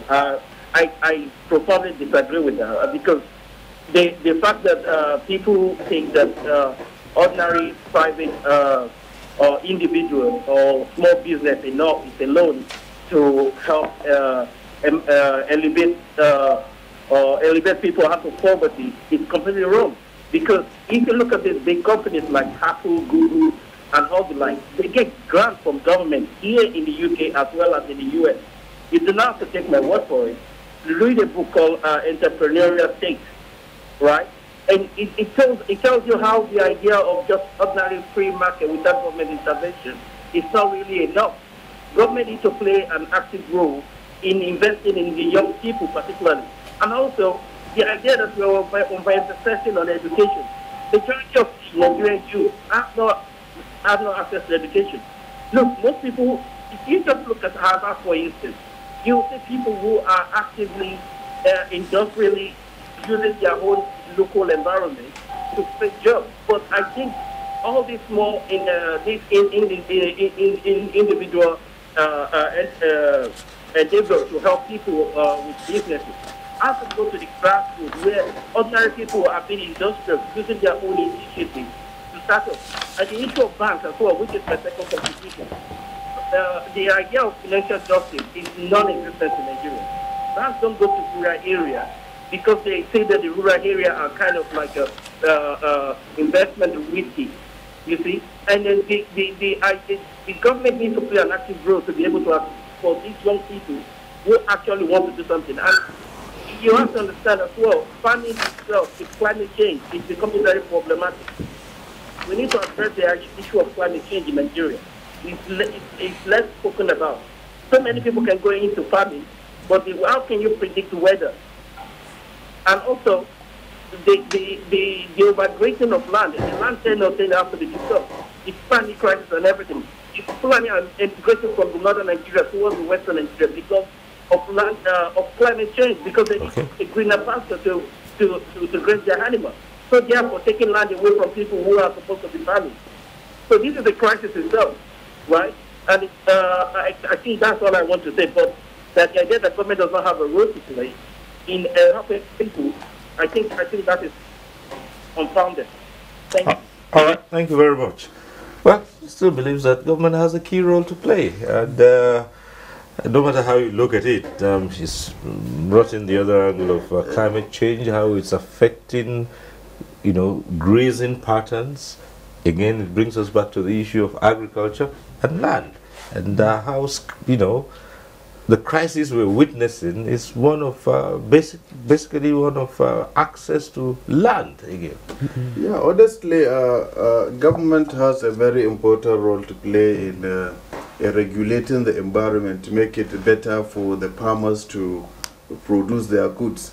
And the major impediment to production of most of the production we do in agriculture is that we only produce and sell the grains, but we don't put value chain into it. Right. Because we have to add value into what we produce to enable us. Because you may end up producing maize, but the person you sell the maize to, who turn the maize into something else, will make more money than you that produces the maize. So I think what we need to do in that regard is to add value to what we do. When we produce, then we process. Because if we didn't process, we didn't create employment, we didn't create wealth. We are only doing this, it's like we are just doing a level to somebody who is making more money than us, that are wasting our time and doing all the basics to produce those goods. I think the government intervention is very important. If you look at this outgrowers thing from the CBN, it has really greatly impacted to the economy of this nation. And this is as a result of the intervention of the government. If you look at Kebbi, the rice we produce as at today in Kebbi State is really something that is mind-boggling, because we have never expected that a state like Kebbi can produce that kind of rice, which is in millions of tons. And I think it will go a long way in making Nigeria self-sufficient and then making Nigeria an exporter of rice instead of being a major importer of rice. And this is something that will create a lot of waste. And it's a chain. Those people that will process, those people that will export, those people that will sell outside, at the return on the economy is going to be very huge. And I think we need really the intervention of government in most of these things so that it will make it easier for people. And we have to look at our land tenure system in the country, because it is really, really affecting. Like if you look in the panels, if you look at the inheritance system of land tenure, you see if you have a father who has only 2 hectares of lands and he has about 10 children, if he dies, they will divide and share those lands into 10 categories, which make it difficult for you to make a many very important and meaningful use of that particular land. And I think we need to look at all these issues. And I want to give an example of government intervention when it comes to regulate. No, nobody says that we shouldn't regulate. But honestly, we should give a kind of consideration when we come to regulation. We were in India, we were in China recently, and we have found out that some people can produce, some women can produce a lot of things in their kitchen. After they have cooked their food, they clean the kitchen and produce something that they will sell. But when you go to NAFDAC, when you ask for them to give you a certification to produce gari, they will not allow you. They will ask you to have 2 bedrooms or maybe some rooms or some very big space that will enable you to have these things. We have to consider all these things, and we have to also look at the small scale, small holders. Some people that cannot afford to have a space. Some people that cannot afford, they don't even have the capacity, but they can use their houses to produce those kind of things. these are the kind of intervention that we needed. And the financial institutions, they also need to look at their processes, because they don't consider, because they are into business. We don't have to look at the commercial banks because they are into business. They want to make profit. But we have government established institutions. These banks that are established by the government are developed, we even call them development banks.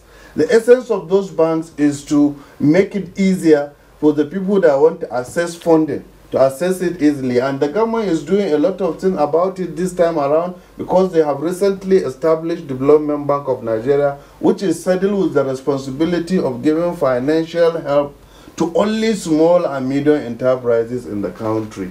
And then we also, in collaboration with BOI, Nexim Bank, we are establishing what we call Small and Medium Enterprises Rating Agency of Nigeria. The essence of this rating agency is to rate the small and medium businesses, and by rating them, it will make it easier for financial institutions to give them financial, to give them access to credit, because they have already been rated, they have reached a certain stage. And as at today, the CBN is establishing collateral registry, which makes it easier to use movable assets. You can use movable assets to access funding. And these are the things that a small business doesn't require to have C of O in order for him to access funding. These are some of the areas that the government is doing much about. And I think with these interventions, there will be much more access to funding than it used to be before. Please, with this land thing, I'd like to say, put a point there. For the small and micro starters, they don't need money to access land. For example, there are a lot of people who have land, whose the fear of being the land being encroached on. If those individuals can approach those people and say, look, let me farm on your land. Whatever I make on that land, I'll give you 20%. Or I'll bring some of the products to you. If I plant corn, I'll give you some of the products when I harvest. They will give you the farm to use, the land to use. The land we are talking about, it is not the land we are talking about, Land Use Act and all that. That is not where the primary users get their land, because they can't afford buying land. They don't need to buy land, because in every community there are people who don't farm on their lands. The lands are fallow, and if they don't put something on it, somebody can encroach on the land. So they can actually get somebody to give them land to use and promise the person 20% of the proceeds. The things that you need to buy to plant those things. If you look for aunties and all that, you go to them and beg monies to do all sort of things. Tell them to give you 20,000 naira. That when you harvest in 3 months' time, maize, for instance, 20,000 will do a lot in farming maize. Tell them when I harvest, I will give you 40,000 naira for the 20,000 you give to me. If you are bold enough to approach that person, and they know you are serious-minded because you are in the community, they know you, somebody will probably give you that 20,000 naira to start the business. The micro starters. Where we have problem is people who are not doing anything at all. The ones who stay at home and say, I don't have education. So because I don't have education, I don't think I can survive. In terms of the skills acquisition for artisans, for instance, and who go through the process of being apprentices and all that, how do you incorporate that as to have, a proper system where even those people can be certificated? Get government to institute a system in the local councils where they will have local councils, people that will do certification. Get a certification such that if you have an artisan that has not gone through the program, you will not have a code.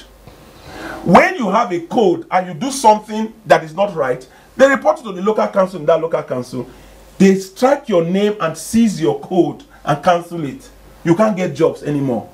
Once you make it statutory, people will of necessity start going to that program to learn how to actually get that certificate so they can survive. And if you get them on, you have a situation where people will start learning before going out to say, I know how to do this. And not go there and scuttle and do things that they're not supposed to do. The other thing I must also tell you is that the internet is the place to be today. Do you know that Uber, a transport company, today is operating in Nigeria? It has solved the problem of security and kidnapping with people who carry people in the cars and they disappear with them. There is a system now, because you put your card, your debit card in the system. The man who has Uber just created a platform on the internet. Today, he has over 1,000 fleet of cars. He did not buy any of those cars. He did not pay. He doesn't pay salaries to drivers. He does not see the mechanic. But he makes money from every transport that goes through that thing. It's an initiative by one individual, probably one young boy who has gone into the school of internet and knows how to use the internet to solve problems. If we train our people well to understand how to use the internet, in fact, if you go to China, the level of internet education that they are giving will tell you that the world is moving forward to something else. The Igbo man can start a business without 1 naira in his pocket, open a shop without 1 naira in his pocket. But the shop today will have a lot of overheads and all that. Today, you can actually be a salesman on the internet and have more traffic than the man that has a shop at home with all the overheads. And you can start a business on the internet without 1 naira in your pocket. All right. I think first of all we should talk about connectivity. Right. Yeah, at least 30 to 40% of this country we don't have the internet, but we have people living there who actually want to work, who would like to be supported. So I think maybe these presumptions, we should bear that in mind, because there's that category of Nigerian who we should not leave behind. And so some of the things that are being done is trying to see how we can expand and enlarge the network, how we can get solar lights and energy into those places, because really they are as Nigerian as we are, you know. And the challenge we have with many of our youth, I agree, is that many of them have an attitude of entitlement or maybe expectation. Somebody must do something for them, you know, and we need to change that mindset without a doubt. But we also have very hardworking people who want some money, and I mean who need very little and the opportunity to be able to grow. Another initiative I'm aware of is many of the governors were given targets, especially in agriculture. 5,000, 10,000, 15,000, 20,000 in your state to come up. Just tell the federal government what your issues are. For many of them, it's the land, not the ownership of the land, it's the terrain, how to clear the thick forest that does not allow them to grow, you know. So government is trying to address that. For many of the, and I must say, what made me smile when he was talking is that we see certain vocations that are just for women, you know, and we allocate to them the bead making and the soap making. And then when we're talking about the men, we say, oh, bricklaying and, and mechanics. I think there's a lot that both sides can do. We have a lot of men that are baking cakes today and doing, you know, creating a lot of innovation in that space. And we have women mechanics that are doing very well. Right. Yes, so I think even the mindset that there's a certain vocation for a woman and a certain vocation for a man. It's all cultural, because yes. you wouldn't expect to see a woman bricklayer, for instance. Yeah, no. Why not? You see, Mr. Cyril, yes. One added advantage we have, I'm telling you, all over the Federation, NDE, they have land that has been there for over 20, 30 years. And in some states, we have more than 90 hectares of land. We came up with a program called Green Cash for Nigerian Youth. Here, because of the success story in KB as far as Anko borrower is concerned, we are trying to borrow from that model. But this time, we are targeting economic trees. Okay. Economic trees. We have gone far on that.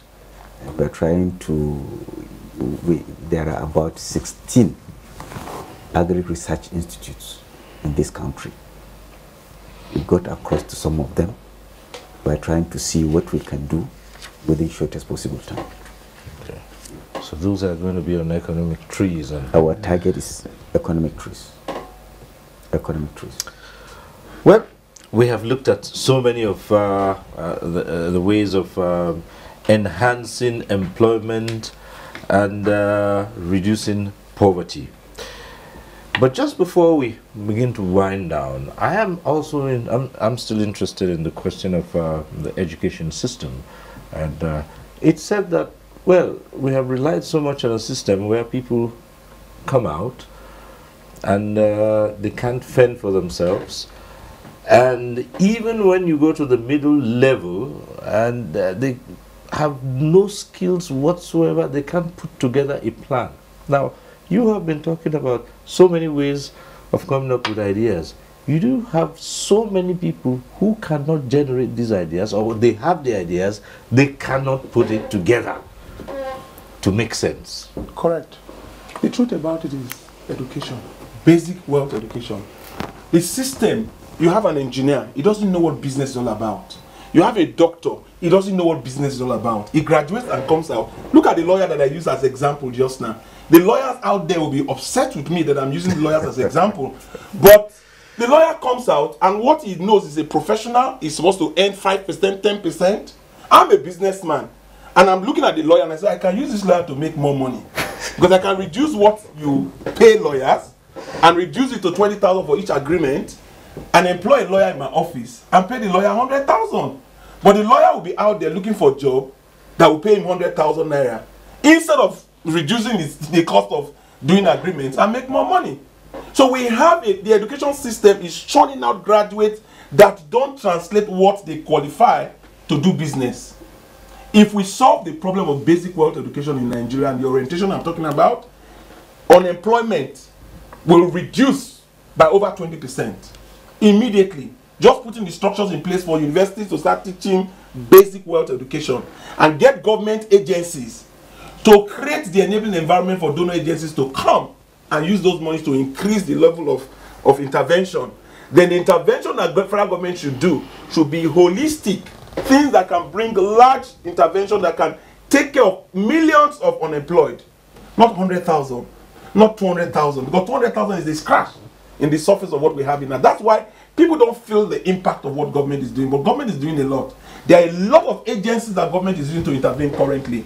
Let them spend 20% of the money, pay us, and create the enabling environment to do basic wealth education. You don't need money. Let me learn. Pay basic wealth and create basic wealth education and take it out. Politicians can actually engage educators who will go around to educate the electorate on how they can empower them instead of telling them lies that they don't do.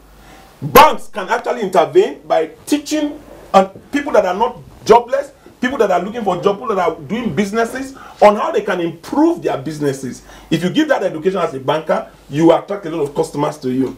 The schools can create the enabling environment. A lot can be done through the schools, but let government intervene with the business environment, making business easy to do, power, and also create the enabling environment to put institutions that can create vocational programs.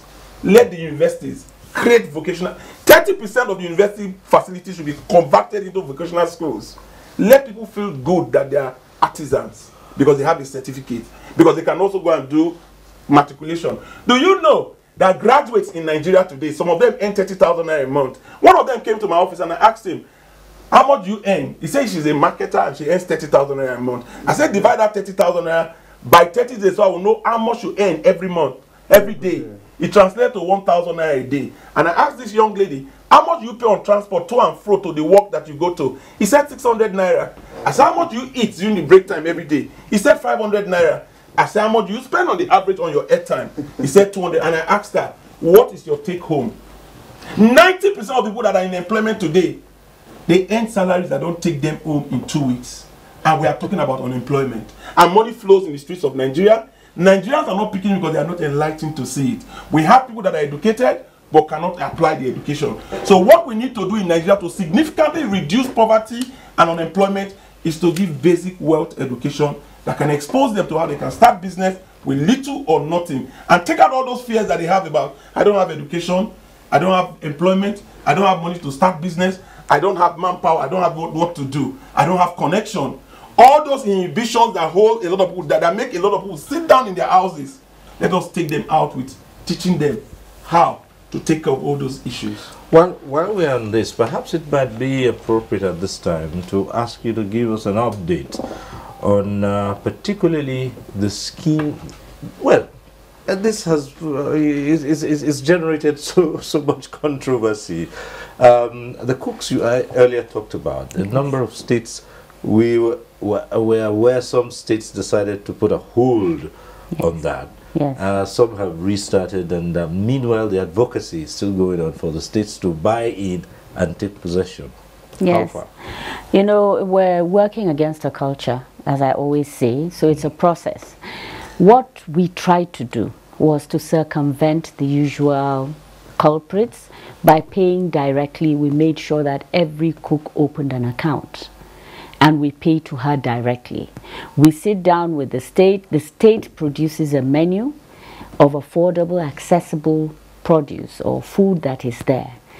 And where the governor is able, or the government is able to negotiate down huge bulk items like butchers, meat, or fisheries, or eggs, the governor writes a letter, signs to us that there's an account number of this amount, 28 naira per egg for the 70 naira, that will go directly to that account, and the balance will go to the cook. But what we're finding is that there's some very smart or clever people that go to the banks at the state level to move money from the accounts of the cooks, taking advantage of the level of their education and illiteracy, and moving money, and the banks too are listening against all the ethics and, you know, saying, oh, this is their mandate and there's a thumbprint. How do they know it's the thumbprint of the cook? Move certain amount of money from the account to a school feeding account. So what we've done really is to engage the security agencies, and the EFCC is supporting us, the DSS is supporting us. We're trying to get these stories out, and we're going to name and shame, because it's not fair that we're trying to empower rural women.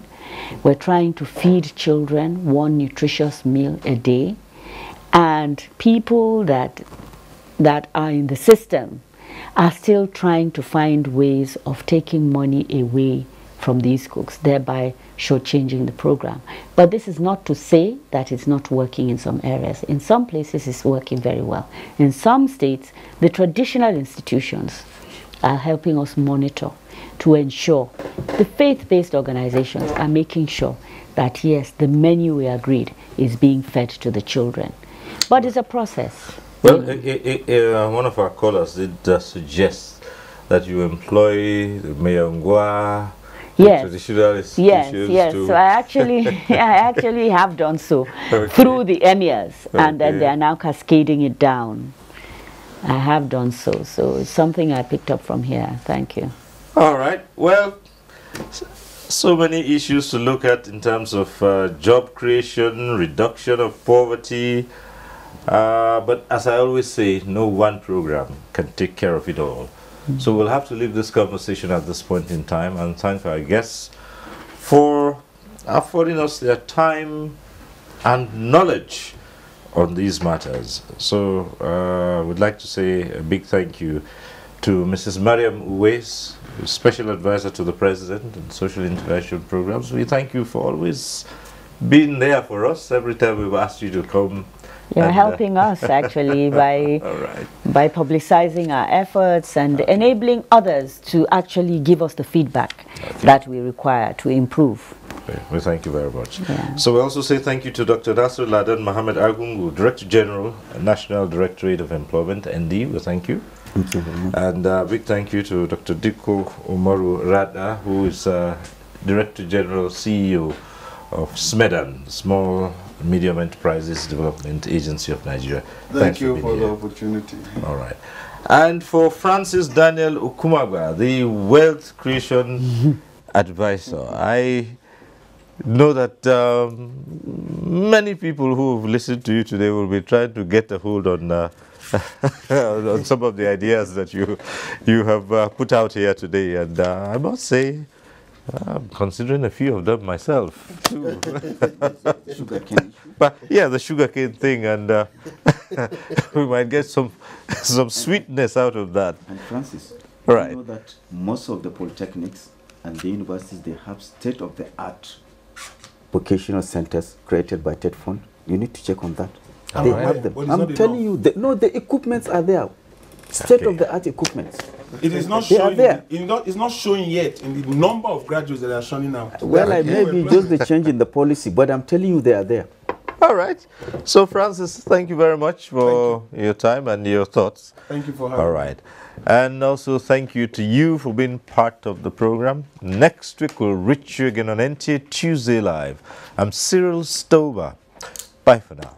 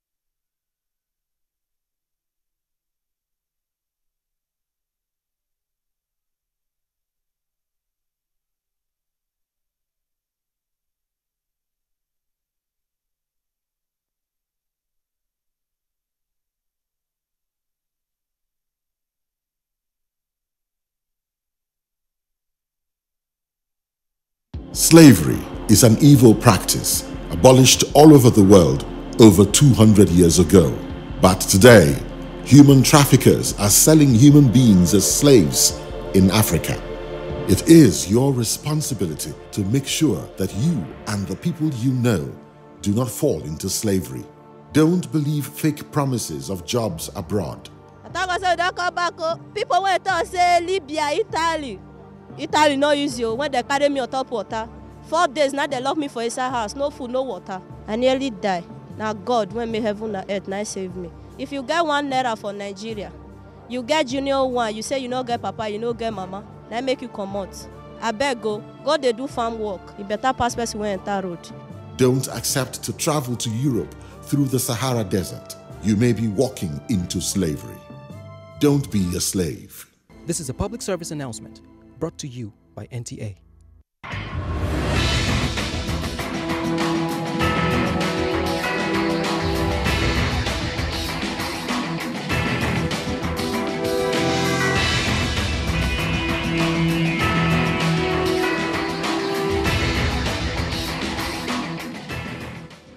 Imagine a station where you access information. Think of a station that creates awareness for national development. Imagine a station that prepares you for a bright and greater future. A station for all ages. Documentaries, classroom and television, events coverage, children's programs and variety shows. Always stay tuned to NTA Knowledge on the StarTimes platform, channel 359. For partnership, sponsorship and advert placements, contact us on NTA Knowledge. NTA Knowledge, learning to broaden horizon. You are watching NTA, Nigerian Television Authority. For more information and news updates, visit our website at www.nta.ng, or you can follow us on Twitter at NTA News Now, or you can like us on Facebook at NTA Network News. Stay connected on our YouTube channel at www.youtube.com/NTA News Online. Watch our live stream at www.nta.ng/live. NTA, you can't beat the rich.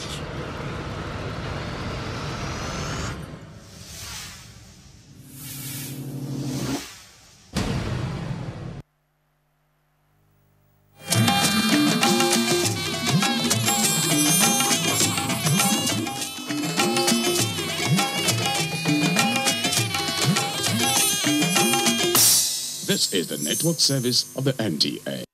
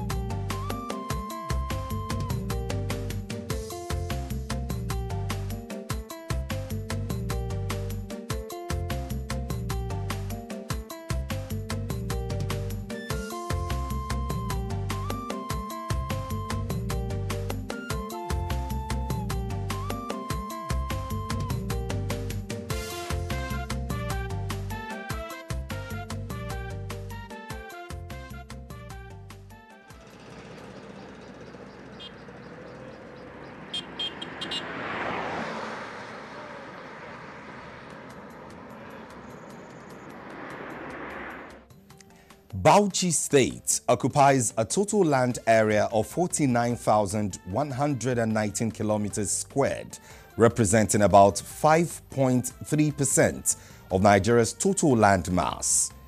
It is located between latitude 9.3 degrees and 12.3 degrees north and longitude 8.5 degrees and 11 degrees east. The state is bordered by 7 states: Kano and Jigawa to the north, Taraba and Plateau to the south, Gombe and Yobe to the east, and Kaduna State to the west. Bauchi State is unarguably one of the states in northern Nigeria that spans 2 distinctive vegetation zones, namely the Sudan Savanna and the Sahel Savanna. The southwestern part of the state is mountainous as a result of the continuation of the Jos Plateau, while the northern part is generally sandy. These mountainous areas in Bauchi State are occasioned by beautiful rocks that are of captivating features that hold the interest of visitors to Bauchi State. Some of the rocks are also of historic significance to the people of the area, where nature has situated them. One of the famous rocks is Dutse Bula, hugely kept by nature at Das.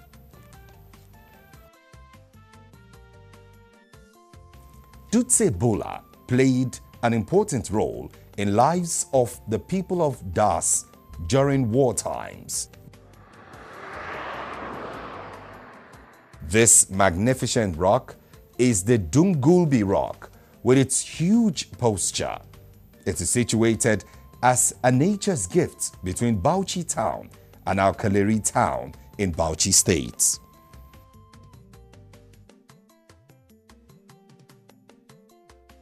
There is the Zaranda Rock in Bauchi town, which is beautifully laid and surely inviting and pleasing when viewed. Between Bauchi town and Kafin Madaki, beautifully laid rocks abound, which are on the way to our destination.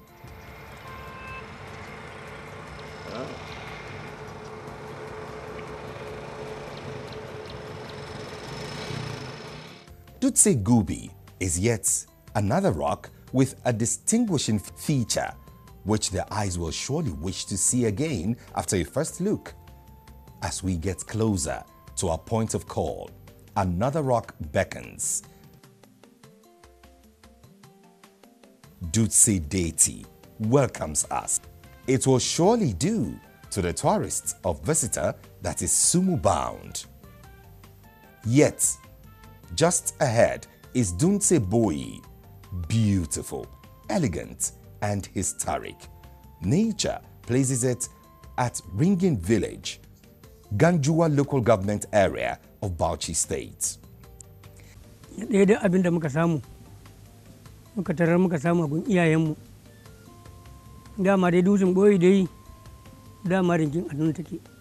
Ancestral history which we got from our forefathers revealed that Boi Rock predates the existence of Ringen village.